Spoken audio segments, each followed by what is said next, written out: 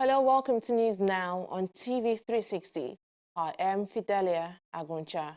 We begin with the list of some alleged looters released by the federal government. The list, which was released by the Minister of Information, Lai Mohammed, during a press conference in Lagos, is dominated by officials in the opposition People's Democratic Party, including its current national chairman, Uche Secondus. The development comes barely 24 hours after the party challenged the government to disclose names of past public officials who it has previously accused of mismanaging public funds. The PDP said they did not loot the treasury. Well, I'm sure they know that the treasury was looted dry under their watch. Yet they decided to grandstand. This shows the holiness of the apology to Nigerians. Let's just give them a teaser with this small list. 1. The PDP chairman, Uche Secondus, on the 19th of February 2015, he took 200 million naira only from the office of the then NSA under his own name. On the 24th of October 2014, the then PDP Financial Secretary took 600 million naira only from the office of the then NSA. The then National Police Secretary, Olisa Metu, who is on trial for collecting 1.4 billion naira from the office of the then NSA. Of course, you all know the case of Dr. Raymond Dokwesi, chairman of DAR Communications, on trial, who is on trial for taking 2.1 billion naira from then office of the NSA. The former SSA to President Jonathan, Ludafa Waripamo Owe, is also on trial over 830 million kept in accounts of 4 different companies. 6, the former President Jonathan's cousin, Robert Azibaola. Just on Thursday, a federal high court ruled that he has a case to answer for collecting $40 million from the office of then NSA. President Muhammadu Buhari has advised Nigerians to embrace peace and refrain from hate speech, bigotry, corruption, and banditry, as well as terrorism. The president gave the advice in a message to Nigerians ahead of Easter celebrations. He advised citizens to counter hate speech, corruption, and terrorism by showing love and working for peace and social justice. Buhari also expressed his commitment to tackling all the country's challenges, including security issues. Meanwhile, to ensure a crime-free Easter celebration, the Inspector General of Police, Ibrahim Idris, has ordered a massive deployment of police officers across all states of the Federation ahead of the Easter celebration. A statement issued by the Force Public Relations Officer, Jima Mashood, noted that police officers will be deployed to places of worship, recreational centers, venues of celebration, as well as other public places and public-private facilities. He also stated that there would be a 24-hour visibility patrol and continuous raids of identified criminal hideouts and black spots throughout the country. Nigeria security chiefs have raised alarm over alleged plans by some groups in the country to disrupt preparations for the 2019 general elections. Heads of the nation's security agencies disclosed this during an interactive session with media proprietors and journalists at the presidential villa in Abuja. They say the groups are trying to undermine critical institutions such as the law enforcement agencies and the Independent National Electoral Commission, INEC. The security heads have also called for closer cooperation from the media to prevent terrorist and radical ideologies from undermining the ongoing effort to restore security in various parts of the country. President Muhammadu Buhari has assured that his government is working to improve the living condition of Nigerians. The president, who gave the assurance at the 10th colloquium organized in honor of a chieftain of the All Progressives Congress, Bola Tinubu, said his government is working on oriented programs.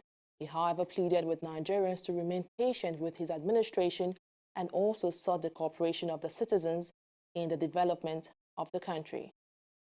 We as a people and our nation are in the midst of a great endeavor. We seek the change, the ways and means of our collective existence. We seek to construct a nation where leaders no longer rule by whim, but by government according to law and for the betterment of the people. We seek to replace corruption with correctness, insecurity with safety, and poverty with prosperity. The road we tread is rough and hard in spots. The search for progress and reform has its rough patches. Many will fight you and connive to deter the march towards a better land. But that march is inevitable. There is no mortal hand that can keep us from our best destiny until that hand be our own. Thus, we invest in people, we invest in ourselves, because we are delivered by God-given faith that tomorrow can be better than today, and that good will triumph over evil. Meanwhile, Bola Tinubu has backed President Buhari in his quest to develop Nigeria. Tinubu, in his address at the forum, insisted that Buhari remained the best man to move Nigeria forward and took a swipe at past presidents. The former Lagos governor also urged Nigerians to reject an apology issued by the People's Democratic Party, saying the party has still not learned from its mistakes. He also asked Nigerians to be patient with the current administration. I am happy the president can change the course of this ship in wreckage, the ship of this country that is headed the wrong direction.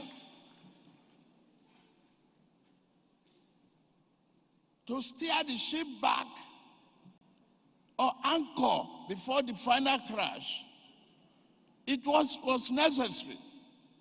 And we started the journey. The voyage is on. The voyage of hope. The voyage that we are reclaiming Nigeria. We are retooling Nigeria. We are reinventing Nigeria. We are redirecting Nigeria.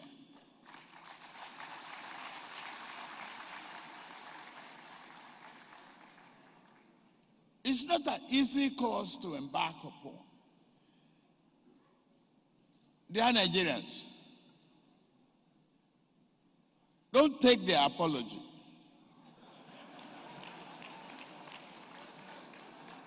They lied, they falsified, they changed figures. For 16 years, they made fake promises, give us fake figures, and they say, don't talk about it. It's like saying, after you caught a thief, he said, don't look at me, go and steal your own. We're not taking that. We're soldiering on. We have a nation to rescue. We have a good leader to emulate. We have hope. We have hope to give. We have belief, and we have people to invest in. That's what we must do. Still, on the matters raised at the 10th colloquium, Vice President Yemi Osinbajo has accused past governments of destroying the Nigerian economy. He noted that President Muhammadu Buhari has clearly demonstrated that his administration is better than the previous government, especially in the management of the nation's resources. The vice president also accused the immediate past government of the People's Democratic Party of allegedly mismanaging Nigeria's resources. our party, the APC, was determined to change the dominant narrative about our country. We were determined to ensure that the notion of a country rich in natural resources, but even richer in human capital, but being destroyed daily by grand corruption and the impunity in the looting of public resources. We had to change that narrative. We saw a nation where a few in office had so privatized the Commonwealth that while oil prices were at their highest and we were getting growth figures as high as 70%, the majority of the people remained extremely poor. On one of our campaign trips in Zamfara State, Mr. President said, "Look at the eyes of these people." And of course, we saw the poverty and desperation in their eyes. And then he said, they expect us to fix the problem of their poverty as soon as we get into office. So the president on the campaign trail emphasized three things: security, the economy, and by the economy here, in particular, the welfare of the people, and corruption. To address the question of the welfare of the people, we realized that if we waited for the economy to pick up and then provide jobs for the people, especially young people, many would have given up hope and many would have ended up in all manner of illegal activities. President Muhammadu Buhari toured the Eco-Atlantic city on Friday alongside the Lagos State Governor Akinwumi Ambode. The Eco-Atlantic City project is a planned city being constructed on reclaimed land from the Atlantic Ocean. When completed, it is projected to accommodate at least 250,000 residents and a daily flow of 150,000 commuters. Buhari was accompanied on the tour by APC chieftain Bola Ahmed Tinubu, Minister of Information and Culture Lai Mohammed, among other top government officials. Before his tour of the Atlantic City project, President Buhari on Thursday commissioned the Ikeja bus terminal in capital of the southwestern city. The bus terminal is one out of many projects being executed by the state government to improve public transportation in the state. The first phase of this program will see 13 new bus terminals introduced, including major terminals at Oshodi, Yaba, Ojota, Agege, and the already completed the Fawa Balewa bus terminal. At the commissioning of the Ikeja terminal, President Buhari also reiterated his commitment to improving Nigeria's transport sector. I acknowledge the vision of Lagos State Government for revamping the railway transportation system. The President outlined in a message on the plan for Pan-African railway transportation. I commend Lagos State for also developing rail infrastructure to cater for movement of its growing population. The federal government plans for roads, especially to the ports and other transport infrastructure, will be strictly adhered to. I rest committed to all the progressive congresses to order the development of Nigeria and further stabilize the economy, create an enabling environment for job creation, tackle security, and return Nigeria to respectability. Deputy Leader of the House of Representatives, Buba Jibrin, has died at the age of 58. The member representing Lokoja, Kogi Federal Constituency in the House died in Abuja in the early hours of Friday, March 30th. The Speaker, House of Representatives Yakubu Dogara, in a statement on Friday, announced the death of the lawmaker. Dogara, in the statement, said Buba died after a long, protracted illness.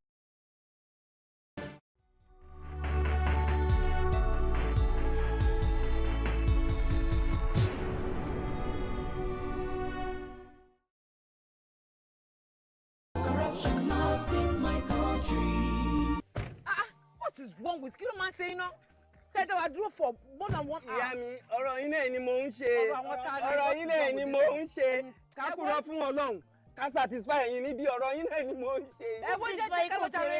Ká kúrò ń bí báyìí. Ẹ jọ̀ọ́ ẹ má bínú. Hello ọ̀gá, màá dọ́dọ̀ yín lẹ́sẹ̀ yín. I am assure you 5 minutes màá dọ́dọ̀ yín ẹ gbà bẹ́ẹ̀.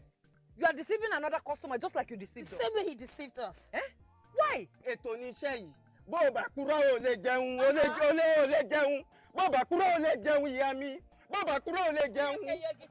Workshop mi leléyìí. Ibi tí èèyàn bá ti ń ṣe ló ti ń jẹ. Ìyẹn ló ń pè ní workshop. Ibi tó bá ti ń work ni kó má ti shop. Ego, you cannot base your business on lies. Go down now. It is corruption and it cannot work. Not in my country. Corruption not in my country.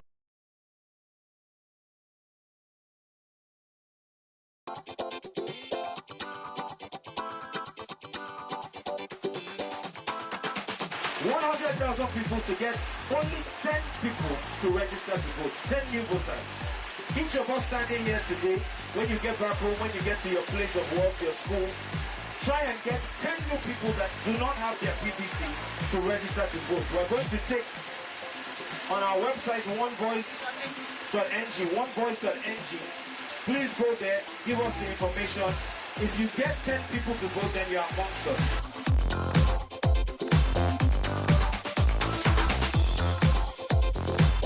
So at least start with your voter's card and begin to use that to bargain about the type of person you want to see on February 16, 2019 and March 2nd on the ballot paper. So we want to focus on people who haven't voted before. It's 100,000 people who are looking to pledge that because that gives us a minimum of 1 million new voters. Instead of to say, my vote no go count now, try vote first, so you see whether it will count, you know.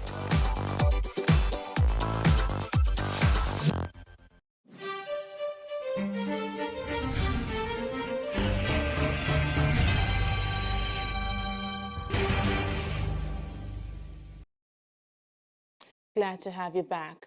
On to business now. Nigeria is inching closer to achieving its self-sufficiency goal in rice production.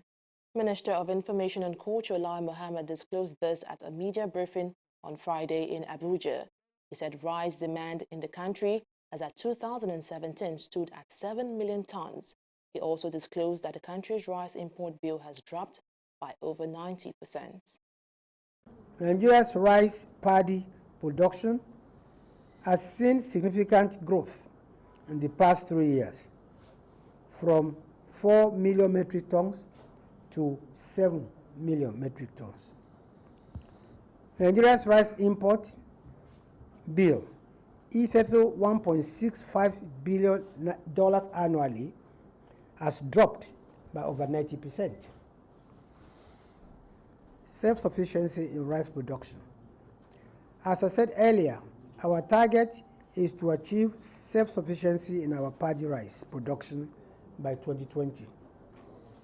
Nigeria's current rice consumption is approximately 6 million metric tons of milled rice. In 2015, Nigeria produced 2.5 million metric tons of milled rice. By 2017, however, this rose to 4 million metric tons, leaving a gap of 2 million metric tons. Our target is to fill that gap by 2020. The 45 billion naira severance package of former workers of the defunct Nigeria Airways Limited will be paid after the Easter holiday. This was disclosed by the Minister of State for Aviation, Hadi Sirika, on the sidelines of the 4th Aviation Stakeholders Forum held in Abuja. Sirika said the money is ready but needs the approval of lawmakers in the Senate. The Senate is currently in recession owing to the Easter break and will resume on April 10. The minister has been explaining reasons for the delay in the establishment of a national carrier. According to Sirika, the delay was caused by failure of Lufthansa Group, earlier appointed by the federal government, to accept its offer. He explained that the consortium failed to communicate its acceptance or rejection of the offer to the government 6 months after, leading to the delay in the process. Egyptian President Abdel Fattah al-Sisi has secured a second term in office with 96.9% of valid votes. The figure raises a previous tally from the preliminary count. Sisi, who was an army chief, ousted Egypt's first freely elected president, Mohamed Morsi, after mass protest in 2013, won his first term in 2014 with 97% of votes. The only other candidate on the ballot paper this year, Moussa Mustafa Moussa, won 3.1% of votes.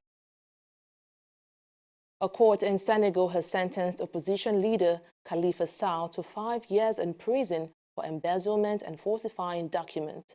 Sall, who is mayor of Dakar, has denied the charges against him, saying it is politically motivated. He had been accused of fraudulent use of public funds, for which he was also fined 500 million CFA francs. He was found not guilty on charges of criminal conspiracy, money laundering, and misappropriating public funds. Prosecutors had sought a 7-year prison term against Sall, who was tried along his financial director, Mbaye Touré, and 6 other defendants.